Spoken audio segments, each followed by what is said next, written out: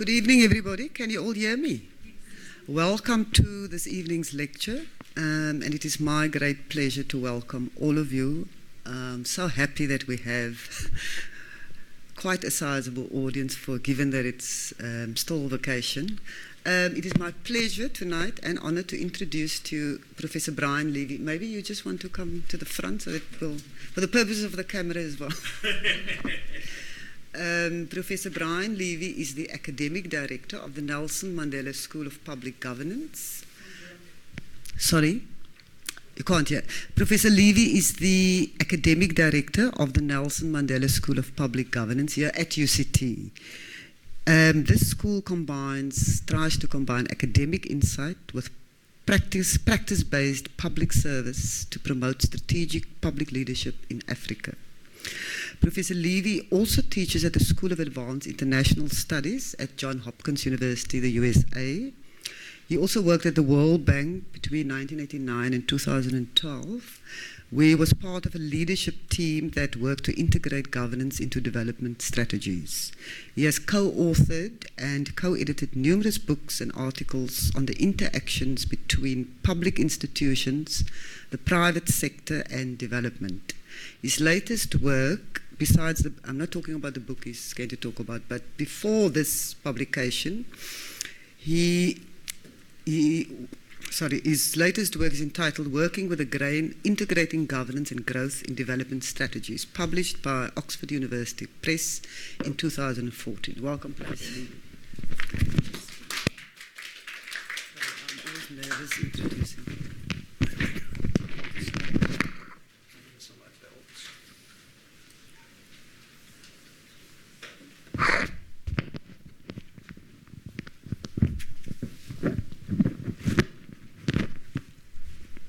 Okay, well, thank you all for coming. It's really a pleasure to be able to do this talk with you. Before I plunge in, let me give you a little bit of background on this book. The book is the result of a 6-year research program that was funded by the Effective States and Inclusive Development Program, which was operated out of the University of Manchester in the UK and was funded by DFID. When I was the leader of that research program, I'm the lead editor of this book. The book is actually a multi-authored book. It includes, as editors and co-authors, 3 other faculty at UCT, Robert Cameron and Vino Naidu from Political Studies, and Ursula Hoadley from the School of Education, 2 graduate students, Laule Shumane and Kelly Wilburn, plus faculty from Rhodes University and Stellenbosch University. The talk, let me just do this, I time myself. The talk is, obviously, it's about South Africa. And as you can see, politics and governance of basic education in South Africa. But before I get to the South Africa part of the narrative, I think it would be helpful to set the stage with 2 types of contexts. The first one is this. The challenge that we confront in South Africa of schooling without learning is not unique to South Africa. If you look at this slide, globally, there has been an extraordinary achievement in the sense of getting children into school. As you can see, almost universal primary education has been achieved around the world. But that schooling has not translated into learning in large numbers of countries. You can see some numbers there. The percentage of children in 2nd grade that can't read even a single word, 83% in India, 82% in Ghana, 55% in Zambia, 50% in Peru. The state of Andhra Pradesh in India, the percentage of grade 5 students are no more likely to be able to answer a grade 1 question than grade 2 students, only half of them. In Tanzania, at the end of grade 7, only 41% of children are proficient at grade 2 level. I could go on and on and on with these kinds of numbers, but this issue of access without quality is a global issue and a global challenge. That's the first context setting point that I want to make. The second context setting point is about how do we think about this problem? Turns out there's an extraordinarily good World Development Report, comes out of the World Bank. It was done in 2018, called Learning to Realize Education's Promise, which provides a framework for thinking about this problem. And it makes a crucial point. And the point is this. So learning is the goal. as you can see over there. They're a series of proximate determinants of learning. And those proximate determinants, we're familiar with all of them. They're the subject of what is the usual conversation about education. It's, are learners prepared when they come to school? What's the quality of teaching? What's the quality of management in the school? And what's the availability of the other inputs that it takes for schooling to happen? Now, when you think about many of the conversations that you will have had about what produces effective or ineffective schools, the conversations are usually about what's going on in that middle circle. But what this diagram is telling us, these concentric circles, is that that middle set of features, are the proximate inputs of learning, that any schooling system, any learning system is embedded in a much more complex, if you like, ecosystem of stakeholders. And here you can see the full range of stakeholders that affect what actually happens in an education system. And you're only going to get learning happening. The proximate inputs in the middle circle are only going to be deployed effectively if the actors in the outer circle are aligned in a way that supports their deployment in the service of learning. And that's something that can't be taken for granted. So to make that same point in a different way, the proximate determinants, the middle circle, is important. But the middle circle is not the place by which ultimately a system will stand or fall. That is the degree to which the stakeholders within which they're embedded are aligned in a way that supports learning. And I'll come back to this in the last part of the presentation.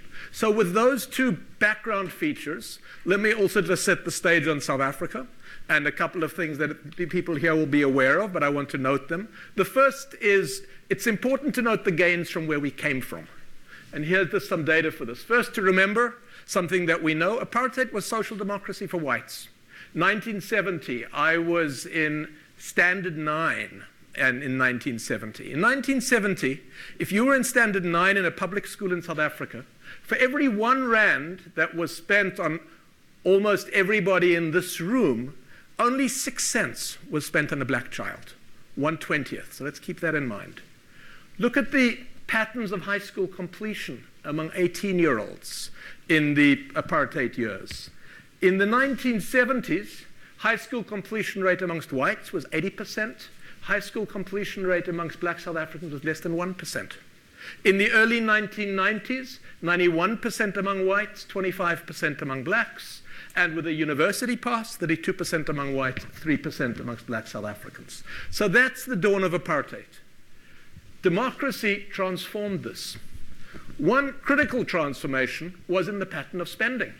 The degree to which the spending of the South African education system went from profoundly unequal to equitable was very rapid in the first decade of democracy. Indeed, it was so rapid that's amongst the most rapid that we've seen anywhere in the world. You've just seen that first number there. The share of spending going to the top 20% of the population goes from 28% in 1993 to 14% in 2000. Major, major gains in access to secondary school especially. Black South Africans went from 50% secondary enrollment in 1993 to 75% in 2010.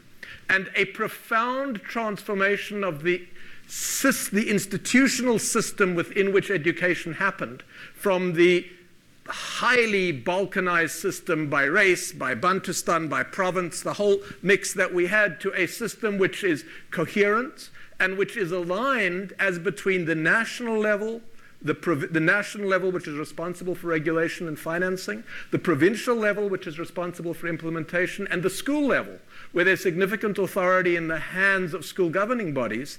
That alignment, which was effectively put in place in South Africa with the 1996 Schools Act, South Africa achieved what Latin American countries have spent 30 years trying to achieve and only got part of the way there.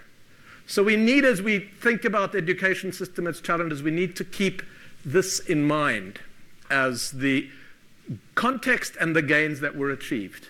But then we come to this. If we look, what this graph does is these are data on performance, expected and actual performance of about 30 countries around the world. If your expected performance would be given per capita income, given a whole variety of other characteristics. If your expected performance and your actual performance were the same, you would be on that 45-degree line. If your expected performance was better than your actual performance, you would be above that 45-degree line. And as you can see in this picture, South Africa is an extreme outlier globally in the degree to which the learning outcomes achieved, and these are tests of reading and tests of mathematics across countries, the learning outcomes achieved are to an astonishing degree below the expected, the 45-degree line. So as I've said, there is globally a challenge of schooling without learning. South Africa is an extreme example of that pattern of schooling without learning. And the question is why? And I'm going, as I said, I'm not going to look at every possible explanation. I'm going to focus on what I think of as some of the root causes, which are the governance dimensions that I have flagged in that outer circle. And I'm going to proceed in 4 parts. First, I'm going to talk about bureaucracies, and you'll see performance and the context of bureaucracies. Then I'm going to talk about some of our research results from the school level. Then you'll see what I mean by the Kenya paradox later, and then I'll talk a bit about what is to be done. So let me begin with bureaucracies. In the book, and the book, by the way, is downloadable for free. It's on Oxford University Press's open access. Just at the end of this, I will have a web address that you could find it. You could just do a search, you would find it. In the book, chapter 5 of the book is a chapter 4 of the book is a chapter I co-authored with Robert Cameron of Political Studies. We spent a lot of time in the Western Cape Education Department. And the Western Cape I'm someone who's worked for many years on bureaucracies in different parts of the world. And the Western Cape Education Department, as bureaucracies go in middle-income countries, is a high-quality bureaucracy. What do I mean by that? I'm giving you some examples here. What you see when you look at it, first, there is strong continuity in leadership. One of the features of it that distinguishes a strong from a weak bureaucracy is the turnover of the MEC or the Superintendent General, the top layers of the bureaucracy. Western Cape has had, over the course of 20 years, there were 3 Superintendent Generals. That's strong continuity. Second, the lines of hierarchical authority in the Western Cape Education Department are well drawn. Clear lines, boundaries between the political and the bureaucratic side of things. The Western Cape Education Department manages its financial and human resources well. And the Western Cape Education Department has a startlingly sophisticated online performance management tracking system. When you see this, it can track learners, it has performance improvement plans for every single school, it has implementation tools. As a bureaucracy goes, this is a good bureaucracy. And you don't have to take just my word and Robert Cameron's word for that. You can take the word of Jacob Zuma's presidency, because the presidency, through something called the Department of Planning, Monitoring and Evaluation, does assessments of the quality of management across about 150 different organizations around the country. It assessed the quality of bureaucracies against a set of key performance indicators. The Western Cape Education bureaucracy, level 3 means you're fully compliant, and level 4 means you go beyond full compliance. The Western Cape Education bureaucracy was fully compliant with about 80% of all of these, and was more than fully compliant with close to half of them. Contrast that, we'll come back to the story of the Eastern Cape, where it is way below, it is the lowest possible level of compliance for 59% of these. Even still, if we want to take that further, another way in which we can tell what the quality of an education system is, I've already used some data like this of the learning outcomes. If you take something, this is from the Southern Africa Consortium for Monitoring Educational Quality, SACMEC.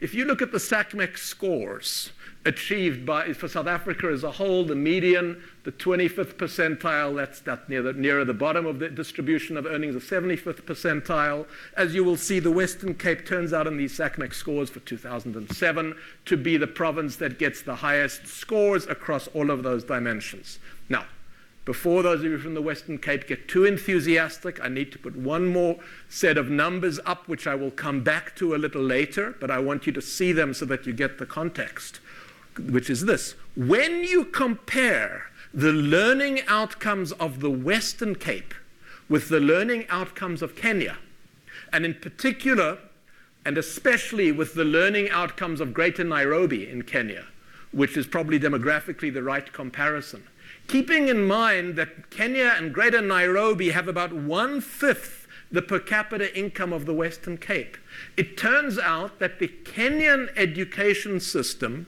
significantly outperforms the Western Cape education system. Why that is, we will come back to. So I want you to notice here that I've set up two puzzles. The first puzzle that I've set up is the Western Cape, Eastern Cape. It's a puzzle which looks like it's going to be obvious, but as you're going to see in a moment, there's some important twists. The second puzzle is the puzzle of the Western Cape and Kenya. So let's keep going and let's look at the Western Cape versus the Eastern Cape. And again, why did I say that one looks obvious? It looks obvious if you look at and you compare the bureaucracies. If you compare the bureaucracies, you will see the Eastern Cape, rapid turnover in the Eastern Cape Department of Education, both MECs and top bureaucratic leaders, hierarchical lines of authority are unclear, very, very enormous weaknesses in the management of human and financial resources in a variety of different ways. Now, having said that, the implication that usually is drawn as the so what, the implication that usually is drawn, I would argue, is wrong. The implication that usually is drawn, well, just fix the bureaucracy in the Eastern Cape. And at one level, that's trivially true, but at another level, it misses a fundamental and a crucial point about bureaucracies. Bureaucracies are embedded in economic, political, and institutional contexts. Those contexts are deeply, deeply rooted, and they are very difficult to change.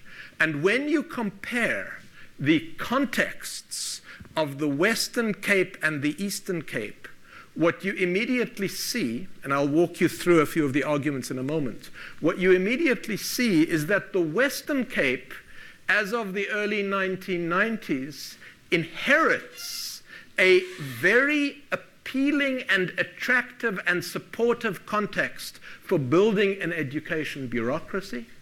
The Eastern Cape, by contrast, inherits a perfect storm of forces that push against the establishment of a well-functioning bureaucracy. Let me take you through a few of the arguments. The first one is this, and I'm going to separate by what I'll call demand-side and supply-side arguments. The first demand-side argument is the size of the middle class. The size of the middle class is a determinant of the degree to which there's political pressure for performance. In the Western Cape, approximately half of the population is middle class or above. In the Eastern Cape, it's 10 to 15%. The Eastern Cape's average per capita income is 1/3 of the Western Cape's. And that's true as a general comment on resources, although resources come nationally. But the middle class, this key driver of determinant performance, is weak in the Eastern Cape. The second one is the competitiveness of elections. And I'm not going to go through the reasons for that. We're familiar with them here. The Western Cape turns out to have a strongly contested politics. It's had a strongly contested politics since 1994. The more contested the politics are, the more pressure there is coming from that for performance in relation to service provision. The Eastern Cape politics has not been contested. And that's so those are the first two features. Then let's look at the supply side features. Here again, the supply side features strongly, strongly favor a Western Cape context. So let's take first, what was the institutional legacy when in the immediate aftermath of the Schools Act, which creates the 9 provincial departments of education? So the Western Cape Education Department is essentially an amalgamation of the former white Department of Education and the former HOR, House of Representatives Department of Education, both reasonably well-functioning bureaucracies. So you put together two reasonably well-functioning bureaucracies. The language in both of them was Afrikaans. They function. What was the Eastern Cape inheritance? So the Eastern Cape comprises more than 70%, well, significantly above, of the population of the Eastern Cape was living in either the Transkei or the Ciskei Bantustans. Both of those Bantustans were political creations that were built around political patronage. The third part of the bureaucracy in the Eastern Cape, so you had a former white bureaucracy. The former white bureaucracy's head office was in Cape Town. So what you got was when you separate the Cape Province into the Western Cape, the Eastern Cape, and the Northern Cape, the head office, the strategic leadership, stays in Cape Town. And what the Eastern Cape Department of Education is an amalgam of, it's an amalgam of the patronage-driven Transkei bureaucracy, the patronage-driven Ciskei bureaucracy, and the rump of the parts of the Western Cape bureaucracy. Incredibly difficult to put that together into a functional bureaucracy. Second feature, even though superficially you could say, well, there's a single dominant party governing the Eastern Cape and that makes the politics easy, that's in some sense an illusion. The ANC in the Eastern Cape is incredibly fragmented. It's fragmented ideologically, all the way from strong South African Communist Party cadres to small business cadres, part of it. It's also fragmented because the majority of the ANC in the Eastern Cape are actually former functionaries of the Transkei and Ciskei who joined the ANC as a matter of convenience. And so what you have is you have under the umbrella of a seeming single party, you actually have deep intra-party fragmentation. So when you put these two together, what you have is you have what I described earlier as the perfect storm. You have a series of drivers which, in a sense, mean not only is the Eastern Cape bureaucracy for structural reasons weak, but it's very hard to turn this around. In fact, the experiment was tried. In 2011, national government stepped in and said, we are going to turn around the Eastern Cape education bureaucracy because it's so dysfunctional.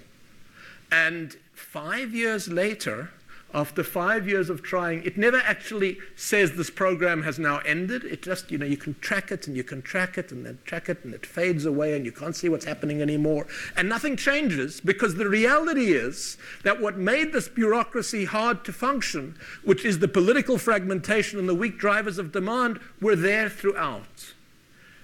There are no easy technocratic fixes to weaknesses in bureaucracy.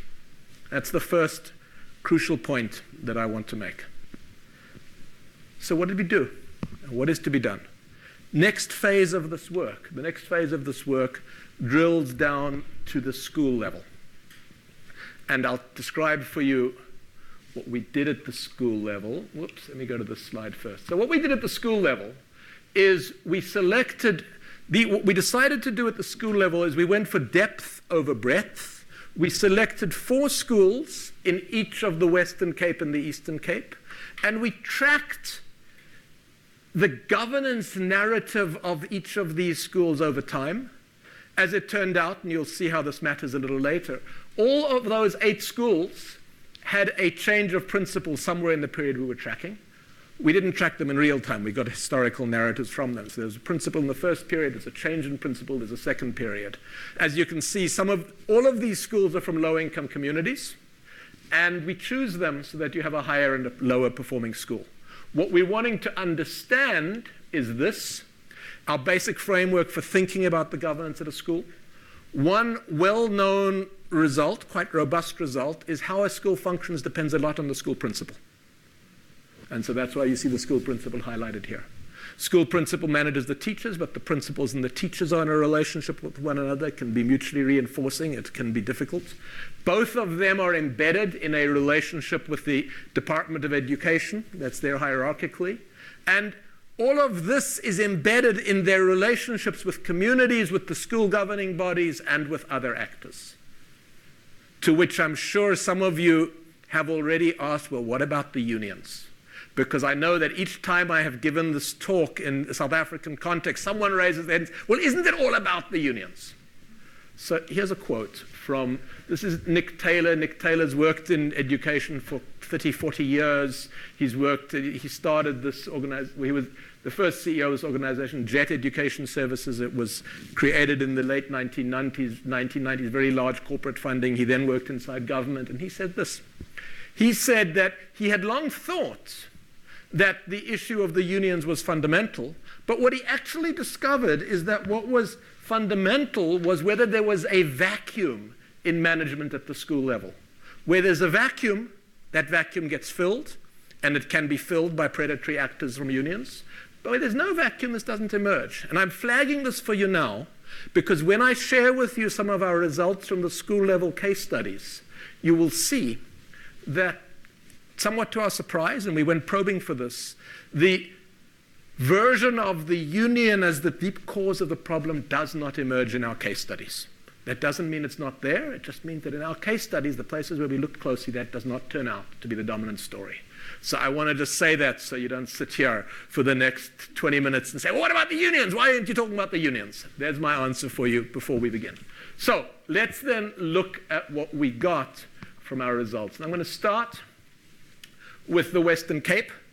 What we did is these data that you're seeing here are results. It's third grade tests of maths and reading. These third grade tests of maths and reading are done as part of a systemic test that the Western Cape Education Department does routinely through all schools. These are the results that were there. And the important point, we had two matched pairs. Khayelitsha, you know, Brandonville is a pseudonym because the place where we actually did that is sufficiently small that if I told you, you could possibly even identify the schools, and we're keeping it anonymous. We chose the schools on the basis of their scores in the early 2000s. And so what we did is in school, if you look at school 1 and school A, there's a relatively strong performing school and a weak performing school. They're almost neighbors, so it's the same socioeconomic demographic in the schools. Similar pattern in relative terms with school 2 and school B in Khayelitsha. So that's why we chose them. And I'm not going to go through all of the results for you. I just want to show you one result which was a very large and startling surprise. And if you look at those data, you would see it, but I will highlight it for you. And it's this. Both of the high-performing schools that we selected turned out by the end of the period that we were studying to turn into low-performing schools. And the question was why? And the answer was clear. Both of these high-performing schools were high-performing schools because they were led by charismatic principals who sucked all the energy to govern the schools into themselves, and it all flowed from them. When they left behind a vacuum, and the relationships and the governance in both of those schools fell apart. We can talk about two of the other schools in quick Q&A if you like, but the contrast that I want to draw is with this school in the Eastern Cape. And I want to just put this picture up first because it sets the stage for the two Eastern Cape schools that I want to speak to, which is in all of the schools that we looked at in the Eastern Cape, the Eastern Cape Department of Education was essentially absent. In the Western Cape Education Department, these strong charismatic principals could leverage the authority of the Western Cape Education Department to exert their will. And I have a fantastic anecdote on this, which I haven't got time for now, so you can ask me about it in Q&A. But in the Eastern Cape schools, by and large, teachers got paid. By and large, teachers were in the schools, were assigned to the schools where they were needed, not completely, but maybe 80%. By and large, the schools got textbooks, not all, but most. But beyond that, the Eastern Cape Department of Education was largely absent. The governance narrative of what happened in the schools was dependent upon that set of interactions. And I'm going to share with you two examples of what we saw. The numbers you see here are the number of children in the schools. All of these schools had, if you go back about a decade before, about 1,000 kids in them. And parents could vote with their feet. If a school was dysfunctional, the parents could take their kids out of that school and they could move them to another school. This school, School A1, was a school which was overcrowded throughout. It was overcrowded. Parents wanted to get their kids into the school. There were sort of temporary classrooms, but the school had huge demand from parents. The school alongside it, School A2, within 2 kilometers away, was a school that was empty. What was the feature of the school? The feature that is most striking about the school was the incredibly strong culture of participatory governance that had taken root in that school. It took root with the first principle. It continued as the basis for an effective selection process of a successor. Indeed, of the 8 schools that we looked at, this school was the only one that was high performing in the first period, successfully managed the process of principal succession, and was high performing in the second period. Here I will share you an anecdote just to give you a taste of the internal culture of the school, although the same kinds of patterns were evident in the strong relationship between the school and the community and the school governing body and how the principal and the school governing body interacted. So when a new teacher was inducted into this school, the principal would bring all the teachers together and would invite the new teacher to come and would welcome the new teacher into the community of teachers. And then the principal would say,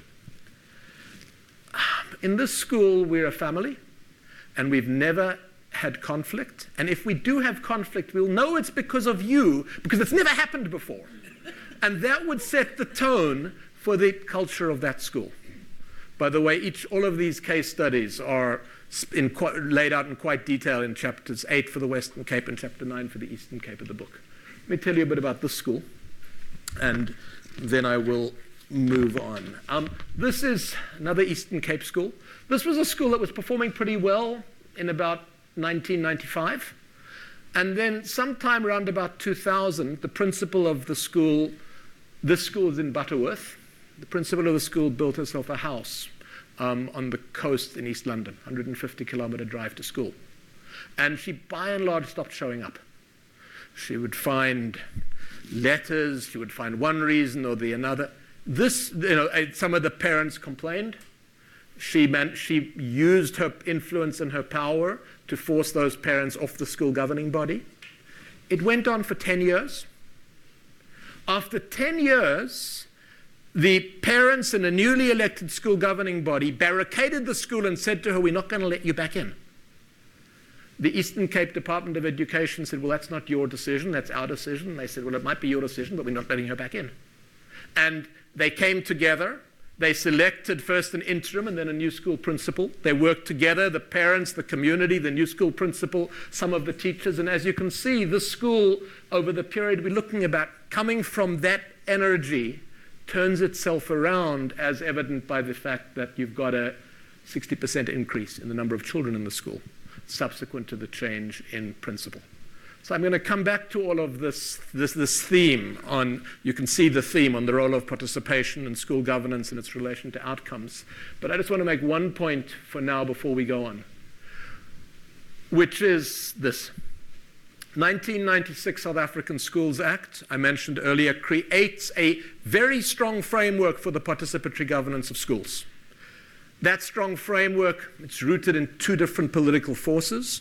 One is the effort to protect the elite model schools, Model C schools. The other one is the RDP's participatory impulse. The first one continues on its own weight. The second one is essentially neglected, but more than just passive neglect by government. So in 2003, Crane Sudin, once a professor of education and deputy vice chancellor here, writes a report commissioned by the Department of Basic Education on what can be done to strengthen participatory school governance. That report gets shelved. In the Western Cape Education Department, for a long period of time, all efforts at participatory governance involving NGOs are narrowed. The scope is narrowed rather than broadened. And indeed, nationally, series of reports in response to some issues on crises in selling posts in schools. The one recommendation that's made there is we need to reduce the authority of school governing bodies. So I want to note this, part of the narrative, and now I want to move on. I want to move on. Before we get to what is to be done, I want to come back to the Kenya story, and I want to explain what you saw. So I mean, think what you saw was a Western Cape with a strong bureaucracy and mediocre performance relative to Kenya. And so what can we learn before we get to our results? What can we learn from Kenya? First thing just to notice, if you remember how these diagrams work, is that Kenya across southern and eastern Africa is an outperformer. The Kenyan education system does significantly better than would be expected given all of the other characteristics. And the question is why? And I puzzled over this and did some background research, but most importantly, interacted with a number of people who know the Kenyan system well and who work in the Kenyan system. And this guy's a global guru on education. He's been living in Nairobi for the last 10 years. His answer, I think, is hugely important. And when I have presented this, the first time I presented this in a room with a number of Kenyans, I was very nervous as to whether this was going to turn out to be right. Not him, but the weight I put to this. But each time I've done this, my confidence that this core story is right has been reaffirmed. In Kenya, when a school does well, the community gives the principal of that school a parade. When a school does badly, the community forces that principal out. There's an incredibly strong culture of learning and expectations that is pervasive across Kenya. Where did it come from? Its roots are historical and they're very deep. And a best way to capture them is through the person of Kenya's first president at independence, Jomo Kenyatta. He was a school teacher. He was active in the 1920s in a Kenyan, it was a Kenyan, called the Independent Schools Association. It was part of anti-colonial Kenyan nationalism in the 1920s. Schooling was a strong part of a vision of what Kenya could be. That's the 1920s. He goes into exile. He comes back to Kenya in 1949. He comes back as the leader of Kenya's dominant political party, KANU, and he also comes back as the principal of Kenya's African Teachers College, run by this independent Kenyan nationalist school movement. In 1963, as the president, he embraces the motto, Harambee, let's pull together, as his vision of an independent Kenya. And indeed, he takes that vision and he takes education, which he puts at the center of his first national development plan, and he brings those together as to how you create a proud, independent Kenyan nation. And as you see from work that's been done, this Harambee becomes a vital aspect of Kenya's school system, especially secondary schools, not just a slogan, but for education in particular, it's a very influential reality. Contrast that Kenyan story with a South African story, including the Western Cape, which is that South African and the Western Cape narratives are narrowly top-down approaches to education. Education is something that the state delivers, versus Kenya, where the vision that education, in a sense, all education is everybody's business, turns out to be a powerful, pervasive feature of Kenya, which dominates, in terms of the outcomes, the reality that as compared with the Western Cape bureaucracy, Kenya's politics is more fragmented, more patronage, more rigid. So you have, when you contrast the Kenyan world with the Western Cape world, let alone the South African world, you have this stark contrast. So with that, we get to the last section of this talk, which is what is to be done. And I want to begin what is to be done by returning to the framework with which I began, which is to remind us that when we think about learning and we think about the proximate causes, they're embedded in a complex interdependent system, where everybody's action in an interdependent system, the effect of everybody's action depends on what everybody else is doing. Which means that it's very, very hard to achieve change because there are so many interdependent relationships among the various actors. If you try to move one piece of that, if you say, well, what I want to do is I want to improve school management, or what I want to do is I want to give an iPad to every kid. Whichever one, you're playing with one of the corners of one of these proximate inputs in a system which has got much more powerful incentives operating across all the actors that produce the outcome that you see. And so this is what the World Bank's World Development Report actually says about this. It says that a system, you can be stuck as a result of this in a low-level learning trap in which each actor acts in ways that maintains the status quo, even though everybody would be better off if they all changed their behaviors. That's what it means, the way a complex system works. And the way that they summarize this is across the two axes that I have over here. The first question you ask is the system coherent or is it fragmented? And a system can be coherent in the sense that all these many actors are aligned around the same thing, or it can be fragmented in the sense that there's a huge divergence in goals and purposes across the actors with much of conflict in that system. Second dimension, it can be coherent, but is it aligned to learning? Maybe it's aligned to learning, but maybe it's not. And if you just do that with the 2x2, you get this. You get the combination of the two yeses, you get a high-performing learning-oriented system. You can have the no incoherent and fragmented system, or you can get a system that is coherent but aligned to something other than learning. It could be aligned to process compliance, it could be aligned to political control, it could be aligned to patronage. So this is a way of thinking about the puzzle. And the question we actually want to ask when we think about change, because if we just ask this, we say, okay, well, you're stuck in one of those quadrants and there's not much to be done about it. But if you think about the same thing in a moderately different way, the question that you actually want to ask is, if you are stuck, I'm going to ignore the top left, because that's not an interesting place for us. But if you're stuck in the bottom left or the bottom right cell, what can you do about it? So let me begin with the bottom left cell. If you think about that bottom left cell is the cell where the system is neither coherent nor aligned to learning. And that's a reasonable first approximation description of what we saw in the Eastern Cape. You'll remember also that what we also saw in the Eastern Cape, that it is very hard to move in the direction of greater coherence because this fragmentation is deeply rooted in the politics and the way it functions. So what can you do? And remember also what we saw in our school-level learning results that we saw. First, remember that the political and institutional context constrains the scope for improvement. That's why I put that big solid line there. But so the entry point that one then wants to think about is, might there be ways of empowering local actors, strengthening school-level islands of effectiveness?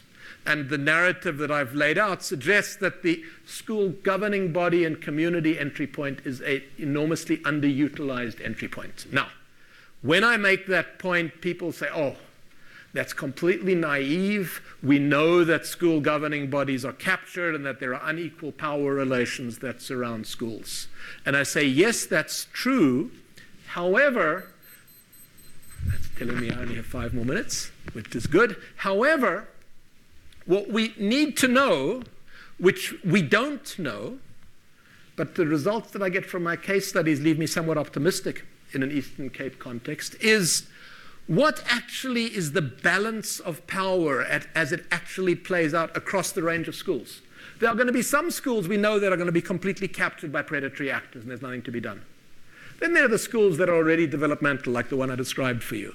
But the question is, if you look at it as a whole, across the range, is the balance mostly like this, which means that an overwhelming majority of schools are overwhelmingly captured and there's not much to be done? Or does the balance look more like this, which is that there are a moderate number of schools that are captured, but most of the schools are in some borderline gray area where, and this is sort of what we saw in our school-level results, is that the dynamics of school-level governance that we saw were what I'll describe as contingent and cumulative. A lot depends on the energy that came in initially and how it built. If you're in a space that looks like this, then an effort to engage to support participatory governance and school governing bodies could in fact shift a significant fraction of schools from being largely captured and predatory to being more developmental. It's an empirical question. It's an entry point. It's an entry point which, to my disappointment, I've done this talk now. The book came out in November. I did a series of talks then. I did talks on it before. I've done subsequently. To my disappointment, this remains a possible entry point which does not seem to have significant traction. Not nationally, not in the Western Cape. So that's the first story. Now let's take our second story, which is our Western Cape narrative. And one way to summarize what we said about the Western Cape versus Kenya is this. The Western Cape is a highly, highly coherent bureaucracy.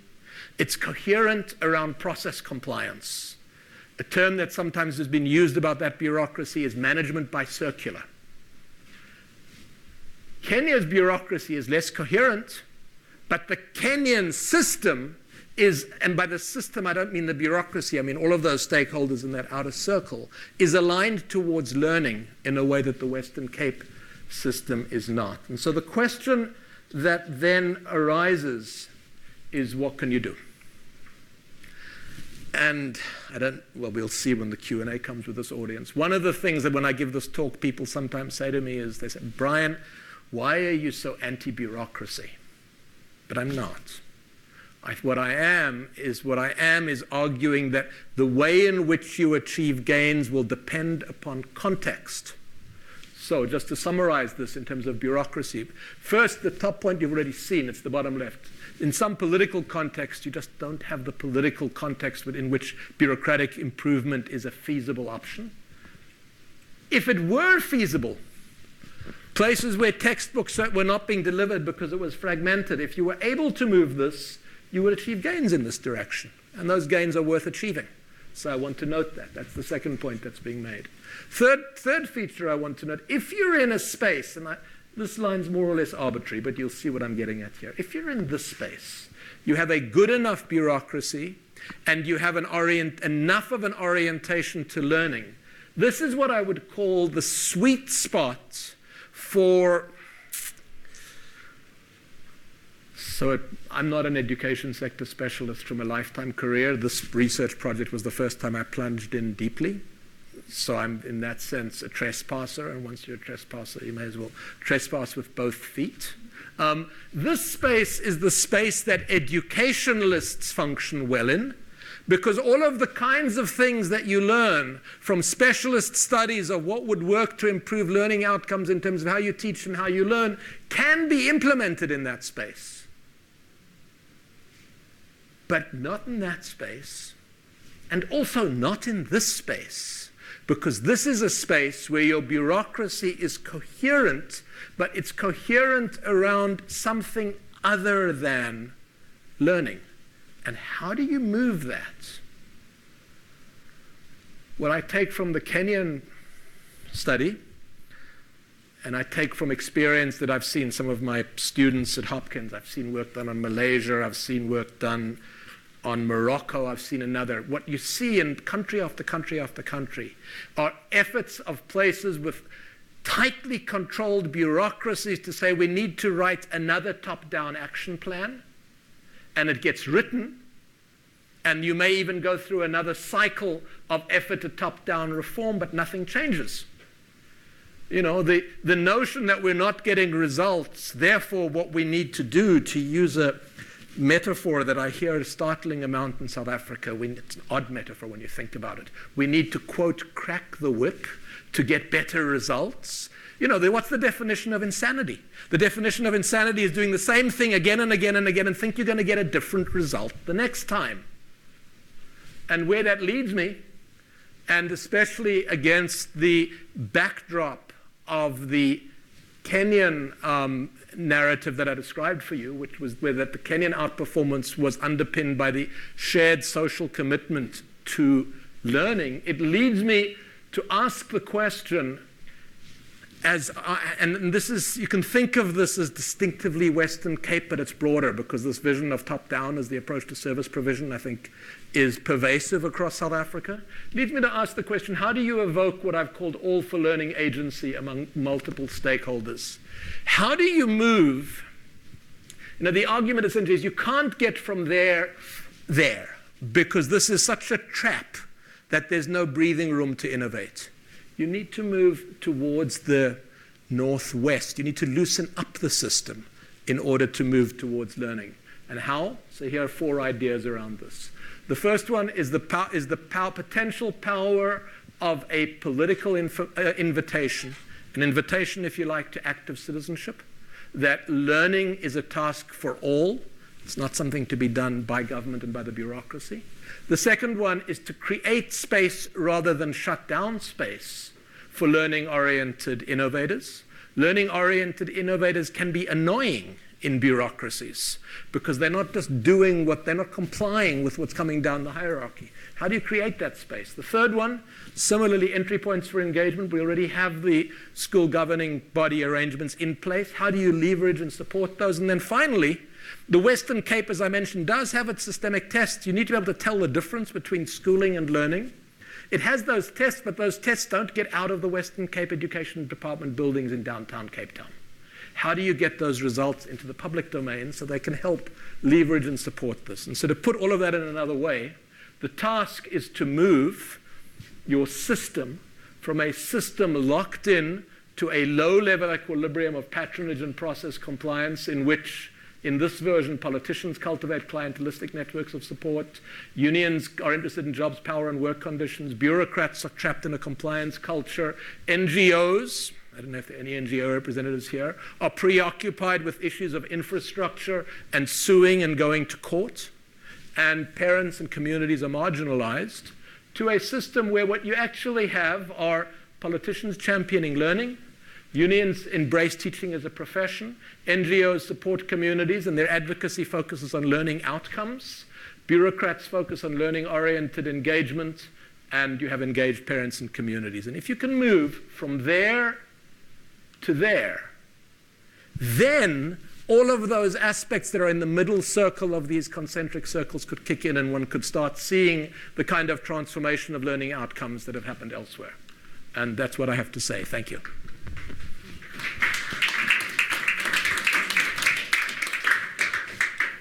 So, any questions, comments? I hope I provoked a little. Please. Why do you think these ideas are not taking traction? Is it politics? I think they're deeply, deeply countercultural. I think I grew up here. I think if we think about our mental model of how problems are solved, I think where might that come from? Whether it comes from colonial history, an apartheid history, a democratic centralist history, a patriarchal history, all of these come together and say the solution is top down. And I mean, it's startling how that was not true in the RDP, in the immediate moment of transition to democracy, but that participatory democratic impulse, other than protest service delivery impulse, was essentially shut down. It's never been supported. And so the question, so how do you move away from that towards this? It's not easy. I think that's what it is at root. Any other? Must be more, at least I hope so. Please. I'm not an educationalist. Well, nor am I, so we're in good company. But your Kenya versus Eastern Cape made me think way back. There was a research thing done on which countries were economically successful, what made an economically successful country. And the one golden thing was a homogeneous society. And I'm thinking Kenya, Eastern Cape, Well, or South Africa. It's Kenya, Western Cape. Kenya is not homogeneous. Well, they are. They're The difference in Kenya between Kikuyu and Luo and Kalenjin, Kenya almost had a civil war, which was basically ethnically anchored around its 2008 election. So you might be right. It's a different question on whether how much homogeneity helps a country. Yeah. But homogeneity or heterogeneity is different from this commitment to learning, which is pervasive across Kenya. Yeah, okay. Yeah. Please. No mention of language of learning and teaching as